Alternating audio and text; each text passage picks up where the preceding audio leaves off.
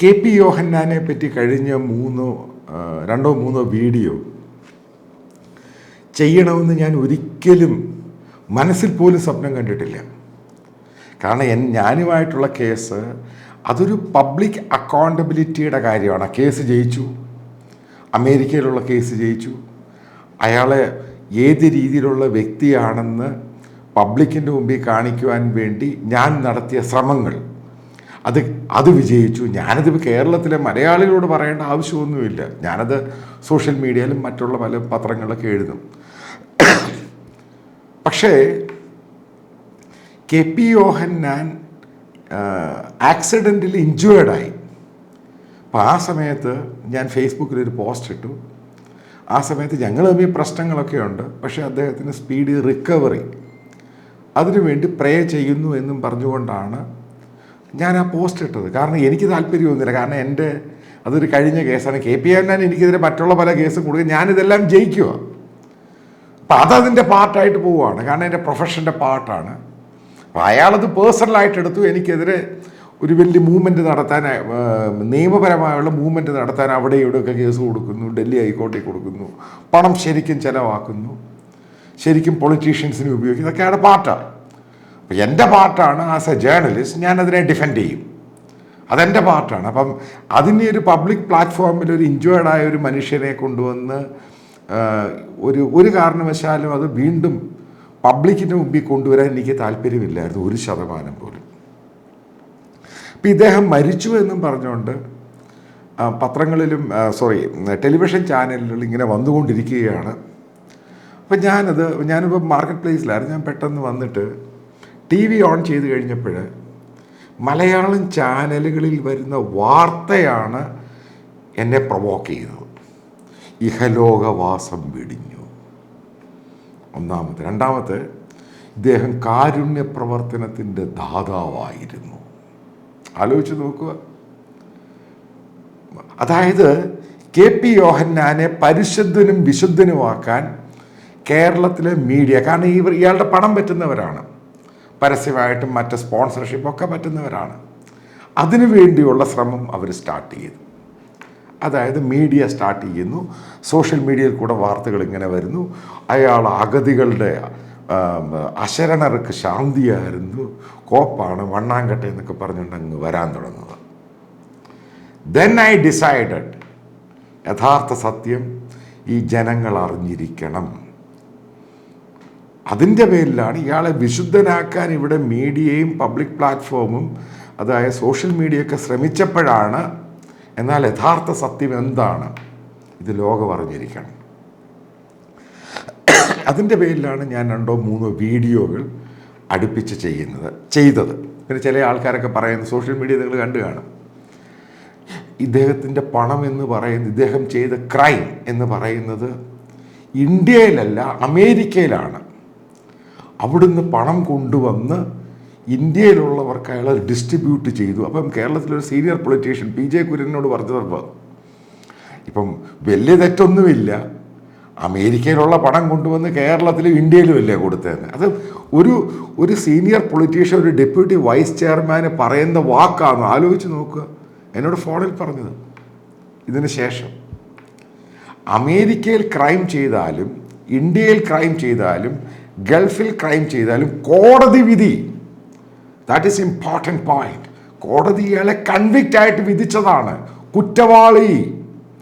കുറ്റവാളി മാത്രമല്ല, ശിക്ഷ കൊടുത്തു. പിന്നീട് ആ പണമടച്ച് അപ്പോളജി ചെയ്തു. ഇതൊക്കെയാണ് ഇതിൻ്റെ മാറ്റർ. അത് അയാൾ എങ്ങനെയാണ് കേരളത്തിൽ വിശുദ്ധനാകുന്നത്, ഇതാണ് പ്രധാനപ്പെട്ട പോയിന്റ്. മലയാളികളുടെ പണം എടുത്തില്ല, ഇന്ത്യക്കാരുടെ പണം എടുത്തില്ല എന്ന് അടുത്ത പോയിന്റ്. അവർക്ക് ഞാൻ നല്ല റിപ്ലൈ തരാം. നിങ്ങൾക്കറിയാവുന്നതാണ് ചെറുവള്ളി എസ്റ്റേറ്റ്. ആ എസ്റ്റേറ്റ് ഇവരുടെ ആധാരത്തിലുള്ളത്, അതായത് ഡോക്യുമെൻറ്റേഷനിൽ രജിസ്റ്റേർഡ് എന്ന് പറയുന്നത് 1200 ഏക്കറാണ് അതിൻ്റെ ഡോക്യുമെൻറ്റിലുള്ളത്. ബാക്കി ഇത് ടോട്ടൽ എന്ന് പറയുന്നത് 2400 ഏക്കറാണ്. ഈ ഡോക്യുമെൻറ്റിലുള്ളത് ഈ 1200 ഏക്കറേ ഉള്ളൂ. ഈ 1200 ഏക്കറിനാണ് ഇവർ 85 കോടി രൂപ കൊടുത്ത് ഇത് ഇവരുടെ പേരിലോട്ട് ട്രാൻസ്ഫർ ചെയ്യുന്നു, ബിലീവേഴ്സ് ചർച്ചിൻ്റെ പേരിൽ. 85 ക്രോസേ ഉള്ളൂ. ബാക്കി സ്ഥലം ഗവൺമെൻറ്റിൻ്റെ ലാൻഡാണ്. ഇത് ഇവരുടെ കൈവച്ചിരിക്കുകയാണ്. കാരണം നേരത്തെ അവർ കൈവച്ചിരുന്നു, ഇവർക്കത് കൈമാറി. ഇതാണ് സംഭവം. ഇതുമായിട്ട് ബന്ധപ്പെട്ട് ഞാൻ ഈ പറയുന്നതല്ല, ഞാൻ ഈ കണ്ട ഡോക്യുമെൻറ്റ്സാണ്, ഇവരുമായിട്ട് സംസാരിച്ചിട്ടുണ്ട്. ഇവരുടെ അകത്തെങ്ങനെയാണ് പെനട്രേറ്റ് ചെയ്ത് കയറി ഞാൻ നേരത്തെ ഒരു വീഡിയോയിൽ പറഞ്ഞിട്ടുണ്ട്. ഇപ്പോഴല്ല, നേരത്തെ ഒരു വീഡിയോയിൽ ഒരു വേറൊരു വീഡിയോ ഞാൻ പറഞ്ഞിട്ടുണ്ട്. അപ്പോൾ അത് വീണ്ടും ഞാനൊന്ന് അതിന് ശേഷം എക്സ്പ്ലെയിൻ ചെയ്യാം. അപ്പം ഈ 2200-400 ഏക്കറാണ് ടോട്ടൽ ഇവരുടെ കയ്യിലിരിക്കുന്ന ലാൻഡ്.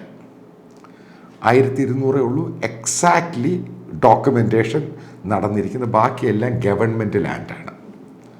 അപ്പം നേരത്തെ എറണാകുളം മുൻ ജില്ലാ കലക്ടറായിരുന്ന രാജമാണിക്യം ഇതിനെപ്പറ്റി ഒരു വലിയ അന്വേഷണം നടത്തി റിപ്പോർട്ട് കൊടുത്തപ്പോൾ അയാൾ കൃത്യമായിട്ട് പറഞ്ഞു ഇത് ഗവൺമെൻറ് ലാൻഡാണ്.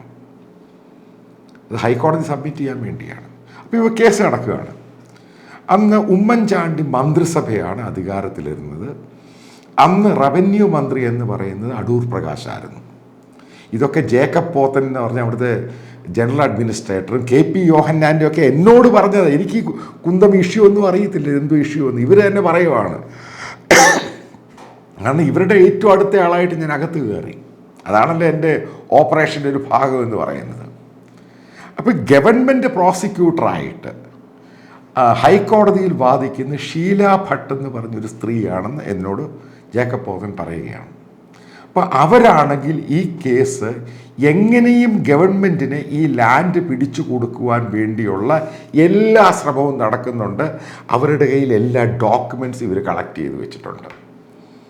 അതായത് KP യോഹന്നാനും കൂട്ടർക്കും അറിയാം, അവർ ഈ കേസ് നടത്തുകയാണെങ്കിൽ ഈ കേസ് ഇവരുടെ കയ്യിൽ നിന്നും ഈ ലാൻഡ് ഗവൺമെൻറ്റിൻ്റെ കയ്യിലോട്ട് പോകും. ഇതാണ് കേസ്, ഇതാണ് ഇഷ്യൂ. ഇതുമായിട്ട് ബന്ധപ്പെട്ട് KP യോഹന്നാനും ജേക്കബ് പോത്തനും എന്നോട് ഏതെങ്കിലും രീതിയിൽ അടൂർ പ്രകാശിനെ ഇൻഫ്ലുവൻസ് ചെയ്ത് ഷീല ഭട്ടിനെ മാറ്റാൻ നിങ്ങൾക്ക് എന്തെങ്കിലും സഹായം ചെയ്യാൻ പറ്റുമോ എന്നോട് ചോദിച്ച സംഭവമാണിത്. ഞാൻ കൈമലർത്തി, എനിക്കറിയത്തൊന്നുമില്ലെന്ന് പറഞ്ഞു ഇതുമായിട്ട് ബന്ധപ്പെട്ട സംഭവം. അപ്പോൾ അതിനകത്തൊരു അമ്പലമുണ്ട്. ഇതൊക്കെ പിന്നീട് എന്നെ അവർ കൊണ്ട് കാണിച്ചിട്ടുണ്ട്. ഈ അമ്പലം, അപ്പോൾ അതിനകത്ത് ഈ അമ്പലത്തിൽ ആൾക്കാർ തൊഴാനും ഒക്കെ വരുന്നുണ്ട്. അപ്പം അതിനകത്ത് പള്ളിയുണ്ട്, 2-3 പള്ളിയുണ്ട്, ക്രിസ്ത്യൻ പള്ളിയുണ്ട്. ഇപ്പം ഞാൻ പറഞ്ഞു അവിടെ ഒരു അമ്പലം ഉണ്ടെങ്കിൽ നിങ്ങൾക്ക് എന്താ പ്രശ്നം? Let them people come. അതൊരു ആരാധനാലയമല്ലേ. അതോടുകൂടിയാണ് അവർ അമ്പലത്തിൻ്റെ ഇഷ്യൂ ഇവരെ ഉപേക്ഷിക്കുന്നത്. ഞാൻ പറഞ്ഞതിൻ്റെ പേരിലാണ് അമ്പലത്തിൻ്റെ ഇഷ്യൂ അവർ ഉപേക്ഷിക്കുന്നത്. ഞാൻ പറയാം, ആൾക്കാർ വരട്ടെ, പബ്ലിക്കിൻ്റെ ഇത് ഒരു പ്ലേസ് അല്ലയോ, let them come and go. നിങ്ങൾക്ക് ഇത്രയും ലാൻഡ് ഇല്ലയോ? നീ അടുത്തത് ഷീല ഭട്ടിനെ മാറ്റുവാൻ വേണ്ടി ഇവർ ശ്രമിക്കുന്നു. ഉമ്മൻചാണ്ടി ഉൾപ്പെടെ ഉള്ളവരൊക്കെ പോയി വലിയ ശ്രമമാണ് ഇവർ നടത്തിയത്. പക്ഷെ അടൂർ പ്രകാശ് ഈ കാര്യത്തിൽ ഉറച്ചു നിന്ന് ഷീല ഭട്ടിൻ്റെ കൂടെ നിന്നു. പിന്നീട് ഉമ്മൻചാണ്ടി മന്ത്രിസഭ രാജിവെക്കുന്നു, കാരണം ഇലക്ഷന് പരാജയപ്പെടുന്നു. പിണറായി വിജയൻ്റെ മന്ത്രിസഭ അധികാരത്തിൽ വരുന്നു. ഇവരുടെ ഫസ്റ്റ് പ്രയോറിറ്റി ആയിരുന്നു ഗവൺമെൻറ് പ്ലീഡറെ മാറ്റുക. അങ്ങനെയാണ് ഷീല ഭട്ടിനെ മാറ്റി ഇവർ ഈ കേസ് ജയിച്ചു. അതായത് കേരളത്തിൽ ഗവൺമെൻറ്റിൻ്റെ ലാൻഡ് അടിച്ചു മാറ്റാൻ വേണ്ടി വഴികൾ ഏതൊക്കെ കണ്ടുപിടിച്ച KP യോഹന്നാനെ കേരളത്തിലുള്ള ചില ആൾക്കാർ വിശുദ്ധന്മാരായിട്ട് അവർക്ക് അവരുടെ അറിവിന് വേണ്ടിയാണ് ഈ കാര്യം പറയുന്നത്. ഇതേപോലെ എത്രയോ സംഭവങ്ങൾ അയാൾ ചെയ്തിട്ടുണ്ട്. അതായത് മനസ്സിലാക്കേണ്ട പ്രധാനപ്പെട്ട പോയിന്റ്, എനിക്ക് ഇയാളോടൊന്നും യാതൊരു പേഴ്സണൽ പ്രശ്നവും ഇല്ല. ഇതൊരു പബ്ലിക് ഗവൺമെൻറ്റിൻ്റെ നമ്മുടെ, അതായത് ഒരു ഇൻഡിവിജ്വൽ അല്ല, എല്ലാം അടിച്ചു മാറ്റുക. ഇയാളൊരു 10-20 വർഷം അമേരിക്കൻ കേസും ഗവൺമെൻറ് ഓഫ് ഇന്ത്യയുടെ കേസും അത് പ്രശ്നം ഉണ്ടാക്കാതെ ഇയാളെ അകത്ത് തടയില്ലായിരുന്നുവെങ്കിൽ നിങ്ങൾ ആലോചിച്ചിട്ടുണ്ടോ ഈ കേസ് എങ്ങനെ പോകുമായിരുന്നുവെന്ന്? KP യോഹന്നാൻ എവിടെ എത്തുമായിരുന്നു? അയാൾ ഇന്ത്യ മുഴുവനും കീഴടക്കിയേനെ. ഇയാളുടെ ലാൻഡിനെ പറ്റി ഞാൻ നേരത്തെ പറഞ്ഞു. ഇയാൾക്ക് ഇന്ത്യയിൽ മുഴുവനും ലാൻഡുണ്ട്. ഇന്ത്യയിൽ എവിടെയൊക്കെ റെയിൽവേ സ്റ്റേഷൻ ഉണ്ടോ അവിടെയൊക്കെ ലാൻഡ് വാങ്ങണം എന്ന് എന്നോട് പറഞ്ഞതാ. അതാണ് അയാളുടെ ഡ്രീം പ്രോജക്റ്റ് എന്ന് പറഞ്ഞത്. എന്നിട്ട് പിന്നെ മറ്റൊരു പോയിന്റ് KP യോഹന്നാനെ പറ്റി സോഷ്യൽ മീഡിയയിൽ ആൾക്കാർ പറയുന്നുണ്ട്, ഇതൊക്കെ കാരണം ഞാനും കേട്ട സ്റ്റോറിയാണ്. ഞാൻ ചെറുപ്പത്തിൽ സ്കൂളിലൊക്കെ പഠിക്കും. ഞാനും ഒരു തിരുവിതാംകൂർ ക്രൈസ്തവ കുടുംബത്തിൽ ജനിച്ചയാൾ. എൻ്റെ വീട്ടിലും ആദ്യകാലത്തൊക്കെ ചെറുപ്പത്തിൽ കേൾക്കുന്ന സംഭവമാണ് KP യോഹന്നാൻ സിലോൺ റേഡിയോ കൂടെ ആത്മീയ യാത്ര. എൻ്റെ ഫാദറും കേൾക്കുമായിരുന്നു, മദറും കേൾക്കുമായിരുന്നു. അപ്പം ഇതൊക്കെ കേട്ടാൽ ഞാൻ ഈ KP യോഹന്നാനെ ഈ സ്റ്റിങ് ഓപ്പറേഷൻ ചെയ്യുന്നതിന് മുമ്പ് എനിക്ക് ഈ മനുഷ്യനെ പറ്റി കൂടുതൽ അറിവൊന്നുമില്ല. ഇത് അവിടെ ചെന്ന് ലാൻഡ് ചെയ്തപ്പോഴാണ് ഈ സംഭവം മനസ്സിലായത്, ഇയാൾ ആരാ ഏതാണ്. അതിനെപ്പറ്റി ഞാൻ പറയാം. അപ്പോൾ അന്ന് നമ്മളൊക്കെ അറിഞ്ഞിരിക്കുന്ന സ്റ്റോറി എന്ന് പറയുന്നത് ഇയാൾക്ക് കിട്ടിയിരിക്കുന്ന ഇത്രയും പണം ചെറുപ്പത്തിൽ അറിഞ്ഞത് ഇത് സുവിശേഷ പ്രവർത്തനത്തിനായിട്ട് ഇയാളുടെ ഭാര്യ ഇറ്റാലിയൻ ഒറിജിൻ എന്ന്, അന്ന് ജർമ്മൻ എന്നല്ല പറഞ്ഞ്, ഗിസില് അവരുടെ പിതാവിന് ഷിപ്പിംഗ് കമ്പനിയാണ്, ഇഷ്ടംപോലെ കപ്പലുകളുണ്ട്. അപ്പോൾ അയാളാണ് ഇയാൾക്ക് പണം ഇങ്ങനെ ഒഴുക്കുന്നത്. ഇതാണ് ഞാനും കേട്ട കഥ. ഇപ്പം KP യോഹന്നാനെ കണ്ടിട്ട് ഞാൻ രണ്ടാമത്തെ പ്രാവശ്യം കാണുമ്പോൾ ആദ്യത്തെ ചോദ്യം ഇതാണ് ഞാൻ ചോദിച്ചത്, ഇപ്പം ഇങ്ങനൊരു കഥ കേൾക്കുന്നത് എന്താണ് സത്യം? അപ്പോൾ അന്ന് KP യോഹന്നാൻ പറഞ്ഞു, അങ്ങനല്ല, ഈ ഗിസിലെ എന്ന് പറഞ്ഞ് ഇവരെ പരിചയപ്പെടുന്നത് ഓപ്പറേഷൻ മൊബിലൈസേഷൻ്റെ ഭാഗമായിട്ട് ഒരു ക്യാമ്പിൽ വെച്ചാണ്. അമേരിക്കയിൽ ഒരു ലോവർ മിഡിൽ ക്ലാസ് ഫാമിലിയിൽ നിന്നുള്ള ജർമ്മൻ ഒറിജിൻ 3 തലമുറ മുമ്പ് ജർമ്മനിയിൽ നിന്നും ഡാലസിലേക്ക് മൈഗ്രേറ്റ് ചെയ്ത ഫാമിലിയാണ്. നമ്പർ 3, അവരുടെ പിതാവ് ടെക്സാസിലുള്ള ഒരു പെട്രോളിയം കമ്പനിയുടെ സീനിയർ സർവേയറും അക്കൗണ്ടൻറ്റുമാണ്. വലിയ കമ്പനിയല്ല, ഒരു മീഡിയം ആവറേജ് കമ്പനി. നിങ്ങൾക്കറിയാം ടെക്സാസിൽ ഏറ്റവും കൂടുതൽ പെട്രോളിയം എക്സ്പ്ലോർ ചെയ്യുന്നതും കമ്പനികളാണ് ഏറ്റവും കൂടുതലുള്ളത്. അപ്പം ഇങ്ങനെയുള്ള കള്ളക്കഥകളൊക്കെ അങ്ങ് പറഞ്ഞു വെച്ചിട്ടുണ്ട്. പിന്നെ ഇവിടുന്നാണ് അദ്ദേഹത്തിന് ഇത്രയും പണം ആദ്യകാലത്ത് കിട്ടിയത്. ഞാൻ നേരത്തെ പറഞ്ഞിട്ടുണ്ട്, അദ്ദേഹം എഴുതിയ പുസ്തകമുണ്ട് റെവല്യൂഷൻ ഓഫ് ഗ്ലോബൽ മിഷൻ. അപ്പം അതിൻ്റെ ഭാഗമായിട്ട് ടെക്സാസ് എന്ന് പറയുന്ന വൻ കോടീശ്വരന്മാരുടെ ഒരു നാട്. ഏറ്റവും കൂടുതൽ ഈ പെട്രോളിയം ട്രേഡും എക്സ്പ്ലോർ ചെയ്യുന്ന ആൾക്കാർ വലിയ മൾട്ടി മില്യനേഴ്സും ബില്യനേഴ്സുമാണ്. ഇവരുടെയൊക്കെ 10% വെച്ച് ഈ ഗോസ്പൽ വർക്കിന് കൊടുക്കാറുണ്ട്. ഇവരൊക്കെ ഭയങ്കര റിച്ചാണ്, നമ്മൾ ഉദ്ദേശിക്കുന്നതിനേക്കാളൊക്കെ റിച്ച്. അപ്പം ഈ 10% അവിടുത്തെ ഒരു ചർച്ചാണ് ഇയാൾക്ക് ആദ്യകാലത്ത് ഗോസ്പൽ ഫോർ ഏഷ്യ റൺ ചെയ്യാനുള്ള കോൺട്രിബ്യൂഷൻ കൊടുക്കുന്നത്. പിന്നെ ഇയാൾ ഫ്ലറിഷ് ചെയ്തു. അമേരിക്കയിലെ ഏറ്റവും വലിയ ഗോസ്പൽ ക്രിസ്ത്യൻ മിഷൻ ഓർഗനൈസേഷനായിട്ട് KP യോഹന്നാൻ വളർന്നു. ഇതൊക്കെയാണ് ഇതിൻ്റെ ബേസ് സ്റ്റോറി എന്ന് പറയുന്നത്. പിന്നെ അതിനകത്ത് ഇദ്ദേഹത്തിൻ്റെ ചർച്ച്, ബിലീവേഴ്സ് ചർച്ച്, ഇതിനകത്ത് കൂടുതൽ ഇദ്ദേഹത്തിൻ്റെ ബന്ധുക്കൾ, ഇപ്പം സെക്കൻഡ് ഇൻ കമാൻഡായിട്ട് അവർ സെനഡ് ചേർത്ത് ചാർജ് കൊടുത്തിരിക്കുന്ന ഇയാളുടെ പിതാവിൻ്റെ പെങ്ങളുടെ മകനാണ് ഈ ചെന്നൈയിലുള്ള ആൾ. ഓരോ പേരുകളൊക്കെ കേട്ട തമാശയാണ്. ആ പേരിലോട്ടൊന്നും ഞാൻ പോകുന്നില്ല. കാരണം ഇവരുടെ പേര് പൗലോസും പത്രോസും യാക്കോബും എന്നൊക്കെ, അതിനെയൊക്കെ മാറ്റി അത്താനിയോസും അങ്ങനെയൊക്കെ പേരുകൾ മാറ്റി വല്ലാത്ത പേരുകളാക്കി വെച്ചേക്കുകയാണ്. അപ്പം ഇദ്ദേഹത്തിൻ്റെ പിതാവിൻ്റെ ജ്യേഷ്ഠൻ്റെ മകനാണ് ഈ കുറ്റൂര് കാണുന്ന ഈ ക്യാമ്പസ് മേടിക്കുവാൻ ആ സ്ഥലമെല്ലാം ഒപ്പിച്ചു കൊടുത്തത്. അദ്ദേഹത്തിൻ്റെ ഭാര്യയാണ് സിനി പുന്നൂസ്. അതായത് KP യോഹന്നാൻ കഴിഞ്ഞാൽ അവിടുത്തെ സെക്കൻഡ് ഇൻ കമാൻഡ് അവരാണ്. ഒരു ഭോപ്പാലിൽ മധ്യപ്രദേശിൽ ജനിച്ചു വളർന്ന സ്ത്രീയാണ്. മനസ്സിലാക്കേണ്ടത് അവരും ഭർത്താവും തമ്മിൽ ഒരുമിച്ചല്ല കഴിയുന്നത്.